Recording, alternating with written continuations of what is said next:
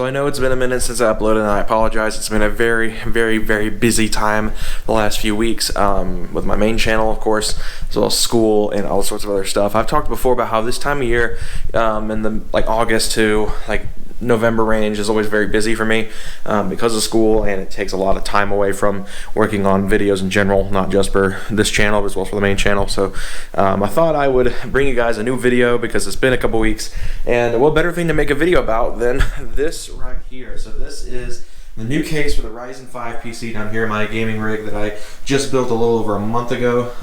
We already got the AIO put on, which I forgot to film. That's my bad. I'm really bad at filming stuff for this channel for some reason, but we got the AIO on. It looks great. Having Cooler Master parts in the Corsair case feels kind of blasphemous, but it's fine. But speaking of Cooler Master and cases, let's talk about this guy right here. So this is my new Cooler Master TD500 mesh case that is white. The reason I went with the white case, for those who didn't watch the original PC build video, my PC is being themed after the Honda Civic Type R, one of my dream cars that I hope to own one day. Hopefully they'd appreciate it enough where I can own one. I'm not buying a $30,000 Honda Civic anytime soon, but this PC is meant to be kind of a PC equivalent of a Type R in terms of styling, in terms of just terms of appearance, and it's meant to look really good while still having some of the PC kind of signatures such as RGB and stuff like that. So I took the PC out of the main box yesterday, but I've been keeping it in the styrofoam.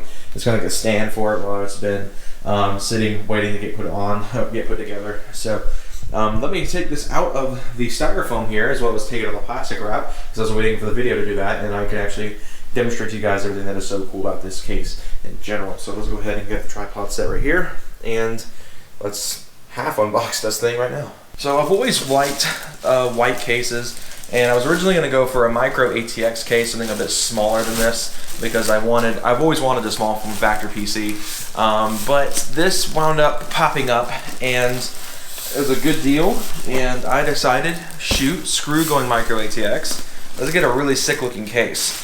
And so I went with this mid-tower case. So the TD500 is available in a mesh and a non-mesh variant, and as I said, I went with the mesh variant. Here we are. Check that out. So get our guides and stuff, our paperwork, and the styrofoam moved over here. So yeah, this is it right here, guys. This is my new Cooler Master TD500 mesh case. It looks amazing, and it's got a little bit of dust on it. Let me clean that there. Check that out. That just looks incredible. I just really love the styling of this case.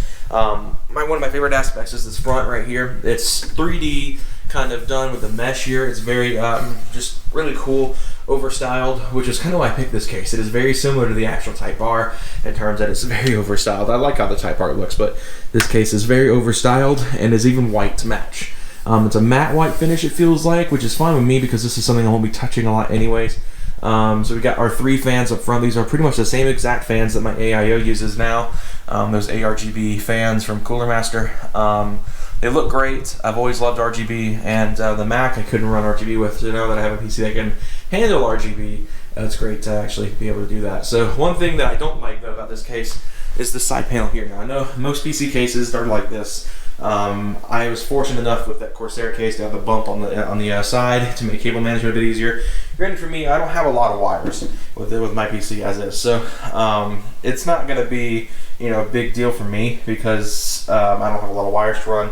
I have one RGB controller for the entire thing. That's why I went with Cooler Master, because you got the Cooler Master AIO. I was like, I need to go Cooler Master for everything to make things simple, and all of the RGB will match. So that's why I went with the Cooler Master case. My original plan was to get their micro ATX case that was black, and then have Michael do some vinyl wrap work with that. Michael, if you guys don't know who that is, built the Ryzen PC with me.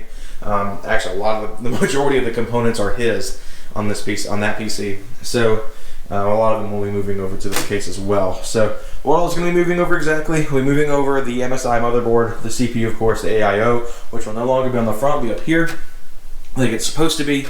With the fans up here as well, so I'll have RGB fans at the top of this as well. It looks like I may be missing one for the back though. I'm not sure if this case actually utilizes a back fan. I assume it does, but we'll make that work when the time comes. We've got our power supply hookups. It looks like we've got our other RGB controller down here as well. for the front fans of the case here. We got our I/O shields here. We've got a lot of cool stuff. Obviously where the I/O ports would be on the motherboard itself. On the inside, on this side, we got the glass panel, which looks really cool. It's also overstyled, much like the front of it is. So you got all these like ridges here that just are really cool. I don't know how they managed this with glass, but they did.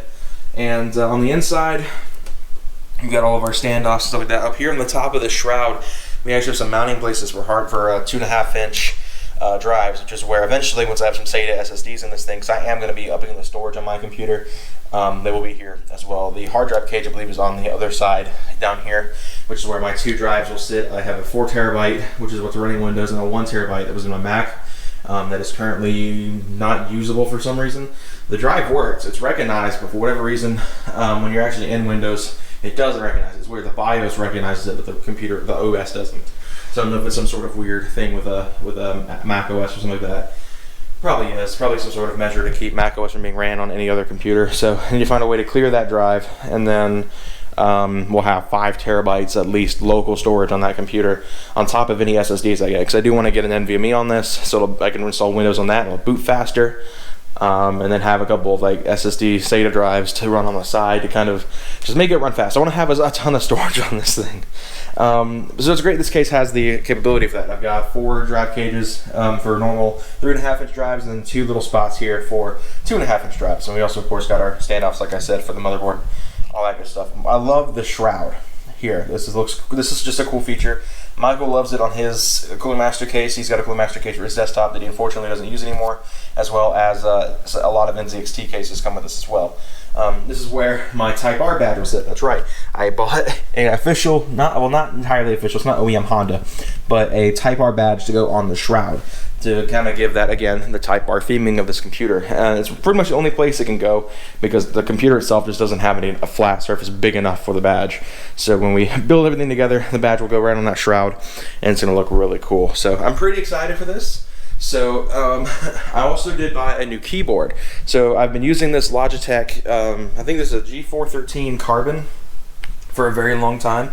It's got their tactile switches, which is great. I like it, but I wanted an RGB keyboard. When I bought this, I expected it to be RGB, but it's just R. It's just red, and I wanted RGB from the beginning, so I wound up picking up Cooler Master's SK650, and also white to match, which is going to look really cool. I'm really excited for that, and it'll look really well with this PC, with the case, as well as eventually once I can get a mouse. Unfortunately, Cooler Master doesn't make a white mouse, so I have to buy a Corsair mouse, which I'm not complaining about because I also have Corsair software for my headset, which I also had originally intended on getting in white. So a lot of white peripherals are coming. This will probably be the last of the black peripherals I'll have, which will be a good enough accent to me, I think. This computer is pretty much going to be a lot of white and red, but with some RGB thrown in as well, because you can't have a PC and not have RGB. That's kind of the rules. So I'm really excited. I hope you guys enjoyed just kind of getting a look at the new case. This is going to go back in my closet where it shall be until me and Michael tear this apart and put all the stuff in here. Eventually I'm going to get a new desk as well. If you guys watched the house tour video on the main channel, I talked about how bad the carpet is in here. We're going to get it replaced here soon. I'm also getting a new desk at that point, which will be an L shape. And I've got a cool idea for how I'm going to run that. But the advantage is I'll get to put my PC actually on my desk instead of putting it on 2x4s on the ground. So yeah, with all that said, hope you all enjoyed this video. Be sure to leave a like, subscribe for more content coming soon if you haven't already, and I shall see you guys next week, hopefully with a brand new video here on RT2. Take care, guys, and have a great day.